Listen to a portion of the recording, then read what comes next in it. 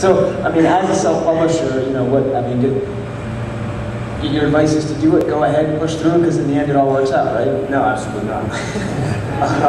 My advice is, I mean, and I spoke with Gus and Duncan at length on their boat too, is be really, really, really sure. You know, it's a lot of money and it's a lot of time to invest into doing it. But if you're passionate about it, you'll make sure that you'll make it work.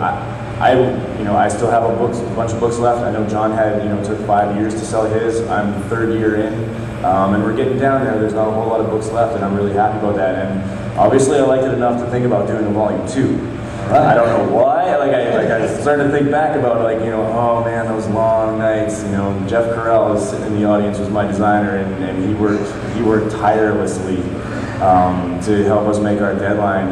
But I mean, it's all worth it when you get your book in hand and you see it, like, okay, that was worth it. And then when you see your book on somebody's shelf besides Steve Sansweet's book,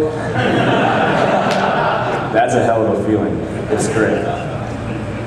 And I think, when you self-publish, you really, you just want to know what you're getting into, because there are a lot of things that when you see these great books, you think, it looks easy, but when you're doing it yourself, you're not only writing the book, you've got to arrange your photography, your graphic design, who's going to market your book, how you're going to sell it, how you're going to fulfill it, all those things you have to think about. And I think what happens is a lot of people do get into it and underestimate how much work that takes, or do I have somebody that can handle those things for me?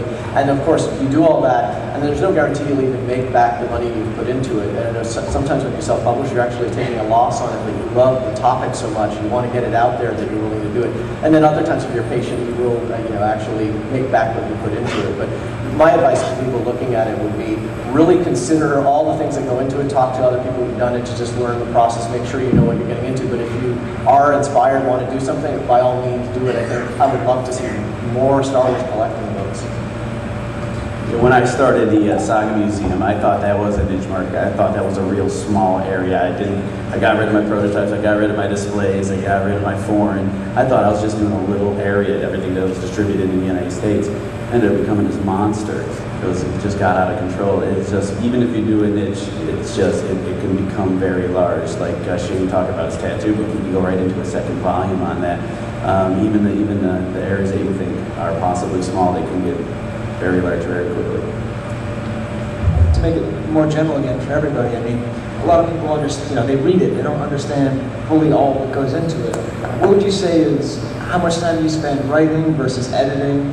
How does that process work for you? How torturous is it after you've written everything, to then edit it and then choose all the things, like the poster book, why didn't you include this Panasonic Japanese poster instead of that one, and all those choices you have to make?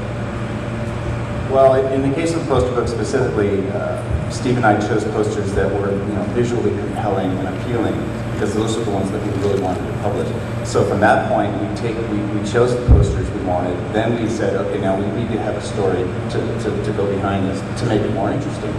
And so at that point, we laid out which posters we wanted to discuss. Then we go and find the artists or the designers, etc., get the story, and then we'd start, plotting out basically the narrative of the piece from 1976 all the way to the current day, which was 2005 at the time. That's pretty much how the poster book specifically unfolded. I think each book is just different in what the time spent in different activities. I know, like the 2 books that Duncan and I did, the first one, the Comprehensive Guide, we spent a lot of time just on data. I mean, you have 77,000 items. It takes a hell of a long time to go through that, make sure everything's accurate, check prices, check what countries and licensees they're under. All that just took a massive amount of time. And then, of course, photography, like 35,000 photos or something like that, so it took quite a while to shoot a lot of that. So, but then the prototype book, it was like, a lot of the time it was more on photography, and then Matthias Rendel would do the graphic design, spent a lot of time. So that was where the bulk of the effort was. It just depends on the book, what the emphasis is, because these books are all very different. And as far as the design goes, how much do you rely on your designers for the self-publishers versus how much is directed by Lucasfilm when you work with them? Because all of them are quite interestingly designed and things like that. Yeah, there's a big difference between the self-published books, which you really are responsible for the design either yourself or working with someone, and a published book that goes through Lucasfilm, because then there's an art director at Lucasfilm, and that will, you know, have some say. I'm trying to speak quietly, Mike. That will have some say on what the book is going to look like. The outside publisher usually doesn't have an in-house design person, but sometimes does, or they hire different design houses. And you as an author have to take some control over that and say, if it comes in and it looks pretty bad, that really doesn't work. That's not what I'm thinking about. Usually you sit down and you discuss it with your editor at the publishing company first, and you both sort of agree. I guess the most complicated book that Pete and I worked on was the Star Wars Ball. And one of the hardest things we had to decide in the beginning, not that there wasn't a lot of information, not that we didn't have great ideas on, you know, how to make the book multi-dimensional, it was organization. How do we put this book together in a way that sort of makes sense and then it flows? And is it all time frame? But if it's all time frame, then the topics that should tie together. And I mean, that was like 5 months of trying to wrap our arms just around that. And then we did the smart thing and gave up and said, the book will tell us. And so then we started writing sections of the book and compiling stuff, and the book told us. And which just tells you that sometimes if a problem seems so insurmountable, is there some other way to start into a project and get it going. And then, as I said, either the book or the editor will tell you what the layout, what the organization of the book should be. Often that is the most difficult thing. I faced the same thing in the book that I did with Ann Newman on 1,000 Collectibles, and that was, okay, we're going to pick 1,000 collectibles and we're going to write some cool stories about them, and you then also face the problem of, well, how do you organize it? And we sat down one day, Ann and I were just sort of chatting and said, well, and she said, well, like, you know, what do a bunch of these things have in common? And I said, well, there's some things that you eat, and there's some things that you wear, and there's some things that you drink, and there's some things you just look at. And that became the organization of the book. I know for me, and I'm sure Todd will probably agree to this, I absolutely could not have done my book without Jeff.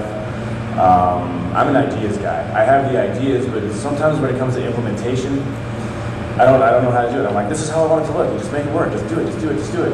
And Jeff came up with all these like really great ideas and all these designs, and I was like, okay, now I got to sift through all these designs that I want to do. And you know, I hope that I communicated clearly enough, but I don't know if I did. But either way, I mean, I count on Jeff all the time now for a lot of different things, whether it's logos for the Empire Skates Back project that we got going downstairs or what. Like Jeff knows what I want and he puts it together, and I couldn't have done the book with Jeff. It's just as much him as it is me, and there's no way that I could have done it that way. So as far as like the design and the look of it, I couldn't have done it. And to touch on your previous statement there just briefly, Scott, you know, for the amount of torturous work that goes into it, for the first 6 months to a year, I couldn't look through my book again. I was honestly just like overwhelmed with it, and I was like, I have edited this text like 40 times for every person. I don't want to read it, I don't want to see these pictures, I don't want to do anything with this book anymore. You won't find typos, it's like that. But it was only 2, thankfully. I only counted 2. But yeah, like you get so overwhelmed and bogged down by that process of editing and sorting and laying out that it just you kind of get tired of it. As proud as you are, you kind of get tired of it.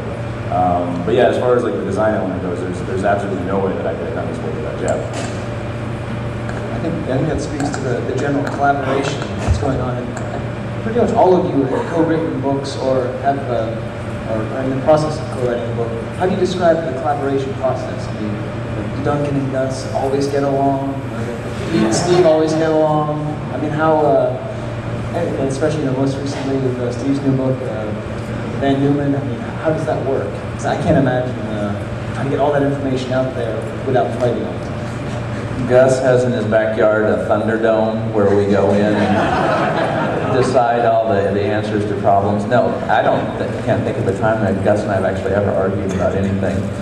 We have a very similar voice. We have a very similar outlook on things, humor, sense of humor. So we bounce stuff off of each other all the time and take turns rewriting each other's segments. And pretty much it's just if neither one of us wants it in there, it's not in there. If he wants to change some wording of the way I've written something, he'll say, well, what about this? That's what we go with, or we'll come up with a third one. And that's pretty much the way we do it, is just kind of back and forth. Speaking of collaboration, you as the collaborator.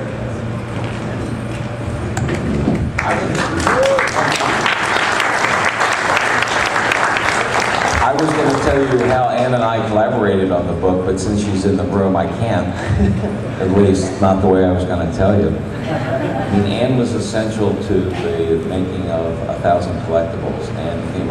Ann was not only the photographer on the vast majority of these items, but we walked through the collection together numerous times. And Ann started making lists and started giving suggestions, and I would say something, and she would say, well, what about this? And we'd go here, and just start to pull things and get some lists together, and suddenly the list of 100 items became 500, and eventually over 1,000. But as important was how Ann organized and helped me immensely in the writing of the book by developing a database. Now, the answer to everything in Ann's life is a database. But guess what? If you know what you're doing with databases, it's true. And Ann writes databases. And I said, now how am I going to write this? And we're taking the pictures and we're doing this, and yet I have to put them in order, but I know the order is going to be wrong and numerous times, and we have to move the order around. And she said, I'll do a database, complete, like that. And she did a database, and that's the only way that book got written, because she figured out a way to attach the photos to the database, to enable me to do editing and writing in the database, and to fairly easily change the order, not only in the individual sections, but in the entire book, and then change the order of all that kind of stuff. And I mean, it was a real collaboration. They were my toys and my words for the most part, although I know some stuff. But the other process, the photos, the wonderful photos, and some of the ideas, and working out the book itself were Ann's. So I'd say that was a great collaboration. What do you think, Ann? Well, say something. The question is about the collaboration. Thank you, Steve. Very nice. Collaboration with Steve Sansweet is amazing. He's very easy to work with, open to ideas, yet he has a very firm idea of what he wants to see. Because the thing is that Steve is a fan. He's the biggest fan. And he knows what he would like to see as a fan. So I think that's why his books are really appealing to all of you guys. Yet he's wonderful. That's a piece of love up here. It's great. Actually, I